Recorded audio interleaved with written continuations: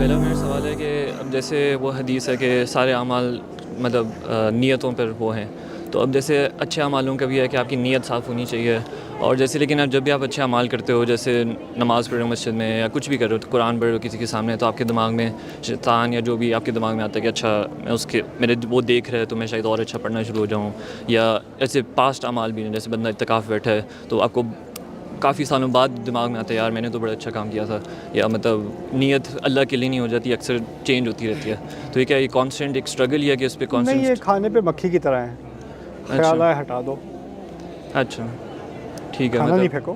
اس میں یہ اس پہ فکر ہونی چاہیے کہ ضائع ہو جائے گا ہمارا، یا اچھا ایسا نہیں کرنا چاہیے۔ ایسے اس پہ زیادہ فوکس نہیں ہونا چاہیے، صحیح ٹھیک ہے۔ دوسرا میرا سوال یہ ہے کہ جیسے ایک بندہ لائف پارٹنر کے بارے میں مطلب اسلام میں اب دو ایکسٹریمز ہیں پاکستان میں، ایک یا تو بالکل ہی پیرنٹس پہ چھوڑ دو کہ وہ بس ڈیسائیڈ کریں اور جو بھی، اور دوسرا ایکسٹریم آف کورس حرام ہے، تو اس کے بیچ میں اسلام میں کیا اس کا ہے کہ آپ اس کو جاننے کا؟ اصل میں اس کا زیادہ تر 90% یہ مسئلہ اسلامی نہیں ہے، 90% یہ مسئلہ نفسیاتی ہے۔ اچھا ہماری سوسائٹی میں جو کھول کر کمیونیکیشن ہے نا، جی وہ نہیں ہے، تو آپ کھل کے پیرنٹس سے بات نہیں کرتے، اگر کرو گے تو بس سمجھا جاتا ہے کہ یہ بدتمیزی ہے، جس کا اسلام سے کوئی تعلق نہیں ہے۔ اسلام میں کبھی یہ بات نہیں تھی، صحابہ میں نہیں تھی، کسی میں نہیں تھی، کھل کے بات کیا کرتے تھے، اختلافات بھی ہوتے تھے، لیکن کیونکہ وہ کلچر نہیں ہے تو پھر جب بڑے فیصلوں کی بات آتی ہے تو وہ شروع سے ہی کبھی کسی بارے میں اپنی زبان نہیں کھولی ہوتی، تو پھر اب اس بارے میں بھی نہیں کھولنی، بالکل رائٹ؟ تو یہ چیز جو ہے یہ ہمیں بہت مشکلات میں ڈال رہی ہے، اور یہ دین سے ہمیں دور بھی لے کے جا رہی ہے، کیونکہ بچیاں بھی آتی ہیں میرے پاس، یہاں پر میں رہا ہوں تو میرے پاس بچے آئی ہیں کہ میرے فادر جو ہیں وہ کہہ رہے ہیں کہ اپنے کزن سے شادی کر لو، میں تو ان کو سارا زندگی میں ان کو بھائی کی طرح دیکھتی ہوں، میں نہیں کر سکتی، لیکن اب وہ کہہ رہے ہیں کہ بری بات ہے، نافرمانی ہوتی ہے، ہمارا دل رکھ لو، یہ کر لو وہ کر لو، تو اب لڑکی کی مرضی نہیں ہے لیکن اس پہ پریشر ڈالا جا رہا ہے شادی کرنے کے لیے نا، اور اب اس کو اگر وہ منع کرتی تو کہتی ہے میرے ابو کو اچھا نہیں لگے گا، تو وہ والد کے احترام میں وہ اپنی زندگی کو، اپنے جذبات کو کچل رہی ہے، بالکل۔ اور وہ ماں باپ کیا کہہ رہے ہیں کہ دیکھو بچے ہو تمہیں ابھی سمجھ نہیں آتی، جو انسان بالغ ہو جائے، آپ اگر باہر جا کے ٹریفک توڑو گے اور پولیس والا آپ کو روکے گا تو وہ کہے گا نہیں بچے ہو تمہیں تو ابھی سمجھ نہیں ہے، ایسا کوئی کہے گا؟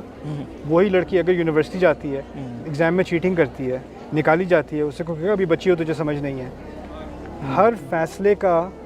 ہر زندگی کے ہر فیصلے کی ذمہ دار وہ خود ہے نا؟ جی بالکل۔ اوکے، نماز کی ذمہ دار وہ خود ہے کہ نہیں؟ اللہ کے کورٹ میں ذمہ دار وہ خود ہے کہ نہیں؟ بالکل۔ لیکن پتہ نہیں کہاں سے ہمیں یہ نفسیاتی مرض آیا کہ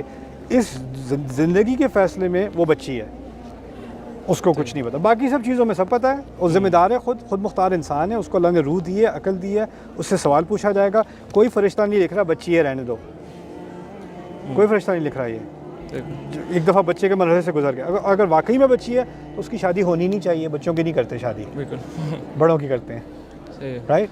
تو ہم نے یہ نفسیات بنا دی ہے نا، یہ اسلامی مسئلہ نہیں ہے،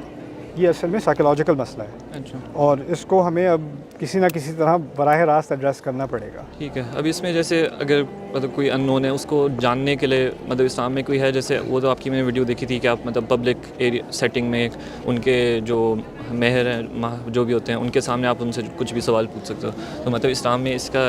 اجازت ہے مطلب کہ ان کو جاننے کے لیے بیسکلی ڈیپلی؟ بالکل ہے، اچھا بالکل ہے، ٹھیک ہے، چلو السلام علیکم۔